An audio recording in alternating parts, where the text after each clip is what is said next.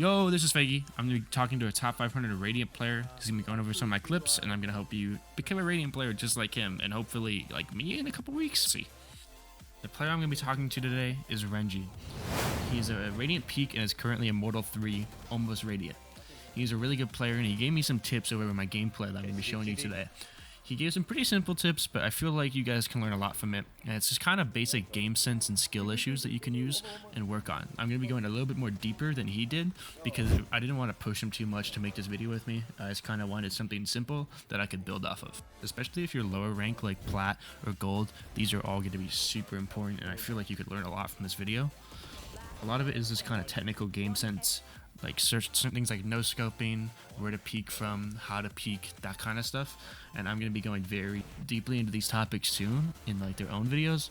Every tip he says is very important, so make sure you watch throughout the video to see all of them and how I build on it. I think these could all get you to Immortal very easily. In this clip, I would recommend peeking out, getting the one, then back into a better position because you're playing way too aggressive, and this could be good, but when you're losing, you should swap it up. In this clip, we can see using your backing before you need to. There's too much panic in your play, and you need to calm down after getting the first kill. When Renji says backing, he means using util to get out of a fight. When he says I should get one, then back, he means I should use my jet, raise, rain the util to back out after getting the first kill. This could be satcheling, dashing, or just Eing away. If you're a character like Omen, you can TP, and if you're some characters, you just can't use util, but you still need to buddy hop or just use movement to get out of the situation. He's saying that I'm getting too aggressive here, and even though it can be good, that sometimes I can overextend my play, meaning I'll push up too much, or I'll fight for too long, and then I'll lose a good position.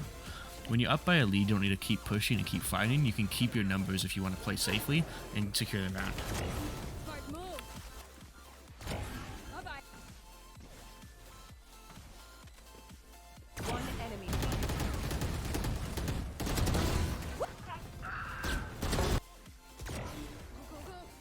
In this situation, I would just say use your team util before fighting this.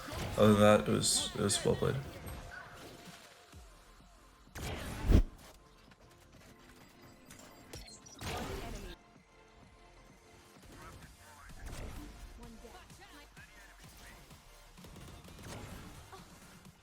That was really nice. Even though it's inaccurate, you're really close and you're going to hit that shot and you don't really have time to zoom in. I love doing the garage peek off start, but now people expect it and know where to aim in this elo. So I would recommend going up to the wall, then just peeking, then backing with util. My ult's ready. For the mid peek, you have enough time so you can go for a jump peek for intel, as they won't fully be pushing you. We kind of just rushed through those 3 points, but they're all very important. When it comes to no-scope, I show on screen the accuracy of no-scoping from that range. You can see that's very accurate, and when you're getting pushed or you like get the tube and you can't really aim in time, you have to just go for a no-scope. You can also do a thing where you hold smokes with the no-scope, because from that range, it's the same as just a shotgun spread. So, especially because it's a one-shot weapon, you can use it like a judge outside smokes. A lot of time you'll see pro players barrel stuffing the smoke because they know if someone comes through, they'll just get the kill. Some people swap to their pistols at close range or stuff like that, but I personally believe that you should just go for the no-scope. As you'll see in a lot of these clips, I hit them almost every time. Yes, you're going to miss, but 90% of the time you're going to hit the shot from that close. He also then mentions the garage peek. I think getting very close to the wall, then doing a Ferrari swing is super important because it would completely changes where people's pre-aim is, and a lot of the time they'll try to flick to you the close angle and then another flick back to when you're fully out and you can catch them.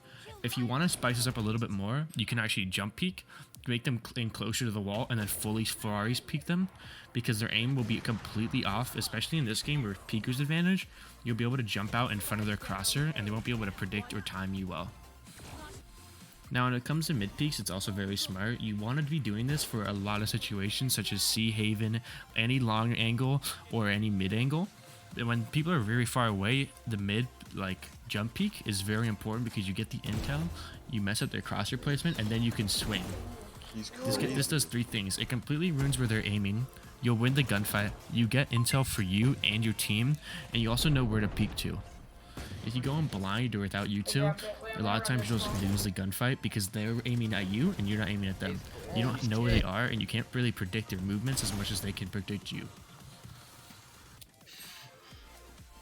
When you're doing the Ferrari peaks, you want to be using A and D only. When you use WD or WA, your character will peak a lot slower than if you just use A and D. Your movement is a lot less solid, and your crosshair will be all over the place. You're a way easier target to hit if when your movement is really bad. If you notice yourself getting headshot or one-tapped super often, it's because of your movement. It's not really because the enemy is so much better. They probably just have a good pre-aim and you're peeking very slowly. If you WD or WA around the map, that's very bad. You're going to be getting one-tapped almost every time you peek something, especially at the higher ranks. What I recommend to do better is to go into DM and make it so your knife bind opens up every time you press W. This will make it so you only peek with A and D, and whenever you're going forward, you'll never be in threat of somebody. That's how you want to be playing the game. If you ever think there's going to be someone there, you don't click W. You only click A and D. You just want to be moving sideways around the map. When it comes to using the operator, we already talked about no-scoping when you're low on time, but what if you have lots of time? He also mentioned that I panic sometimes when I'm playing too well, where I'll like get one or get two, and then I'll instantly back up because I'm scared. You don't really want to do this. You want to just remain calm. You got the one, you got the two. You can go for another peek. If someone's there, use util to get out really fast. Don't hesitate to use util when someone is there and you actually have a threat. You see me in that clip backing way too early. There's no need for me to back up when I got the 2 kills and there's no one peeking me.